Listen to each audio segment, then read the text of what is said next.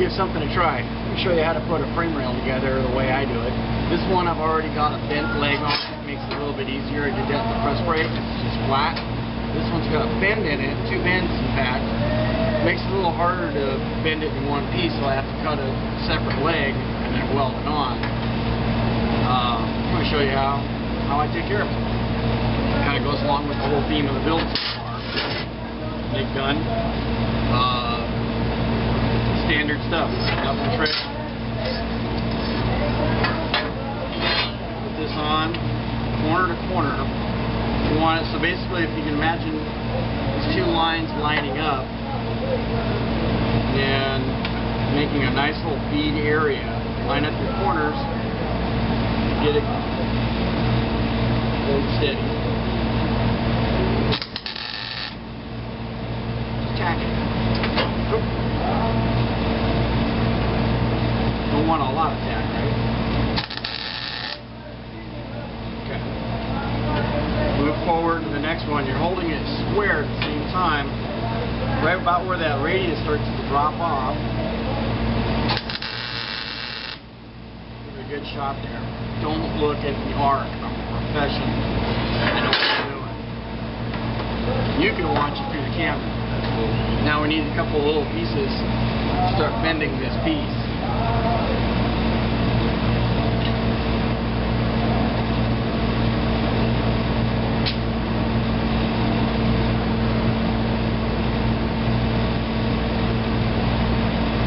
Got a couple of favorites here. It's about a 5-inch diameter, 1-inch thick piece.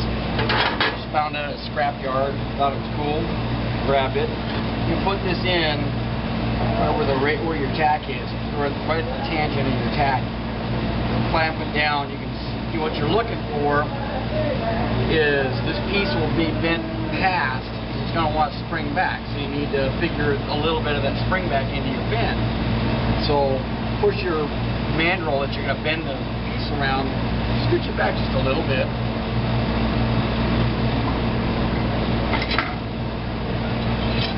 Fancy Bessie clamp. Regular C-clamp works. But these things rock. Those are great clamps. Clamp it in, bend it. You can see it wants to spring back and push it. But what I'm looking for now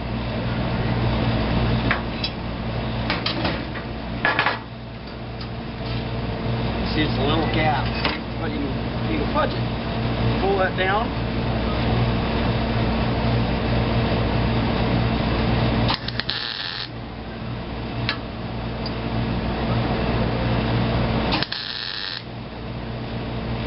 You can let it work it around so you get that gap just like you want it.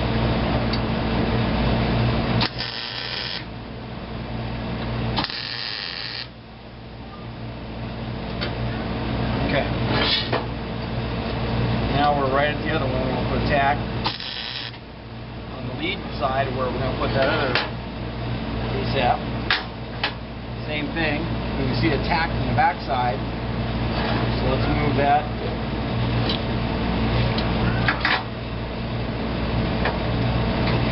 And grab another clamp. Sorry. Hold it down so it doesn't move. And bend it around that other mandrel. So you get it to fit like you want it. Nice corner to corner.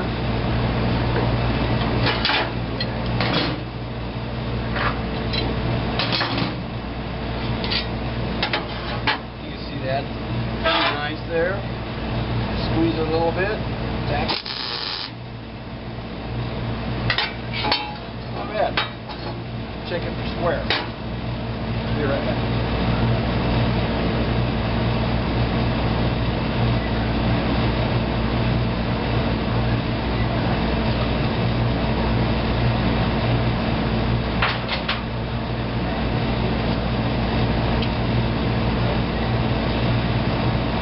Regular square. Move across. Check it in a couple places. It should be pretty flat because you put a shape in it. It will start off as straight material, so it's going to naturally want to stay square to the single plane that you're bending it to. Alright. Suit up.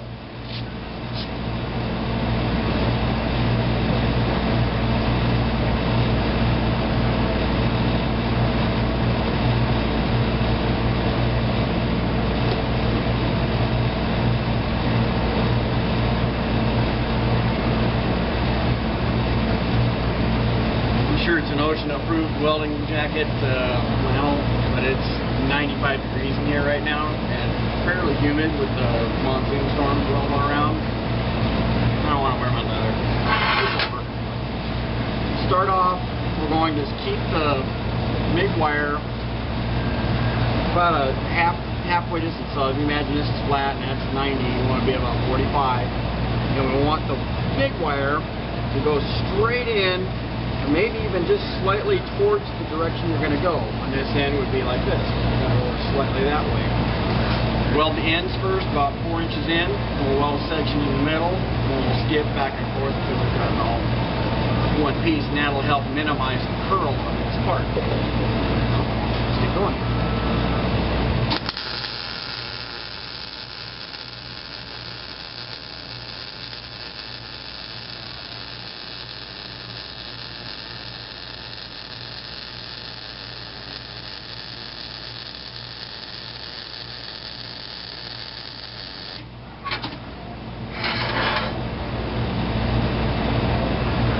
Little trick, don't start right on top of your tack because you'll break your tack. Start ahead of it, quarter inch or so, start your arc and loop back and then run back over your piece, and you'll end up with a smoother weld, better start, better weld, you won't lose your part.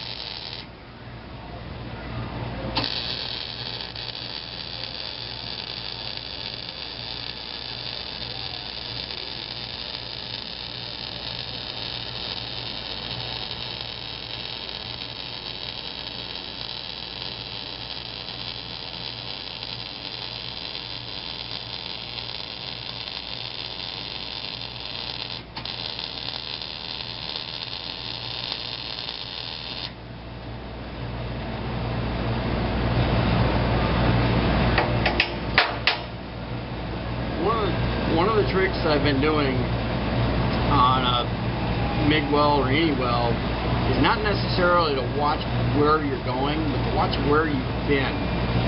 And if you look, I've got a fairly consistent path. The weld doesn't vary in size too much, mostly because of my unsteady hand at that point.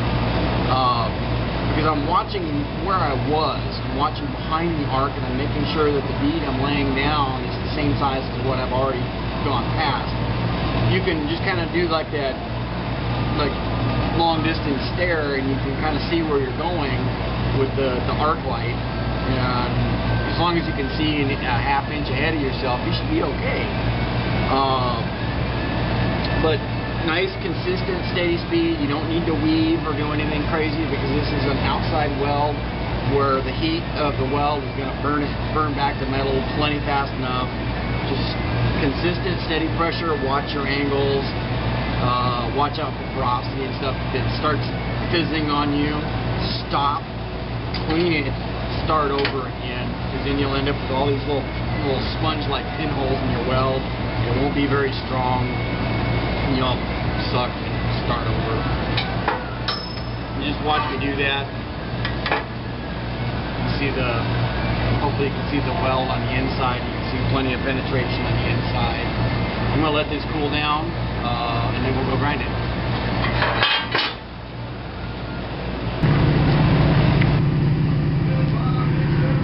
Alright, this is my grind room. Vice, nice wheel with cement under it, holds it steady fairly well. To grind this, I've got it held on a lip that I'm not going to be affecting. I'm going to grind this surface flat. I'm going to grind this surface. I'm going to knock a bevel on this using my 7-inch grinder. 50 grit disc. Rubber backing plate. Should go pretty quick. Hopefully I don't spray the camera. Ear protection. It's going to get loud.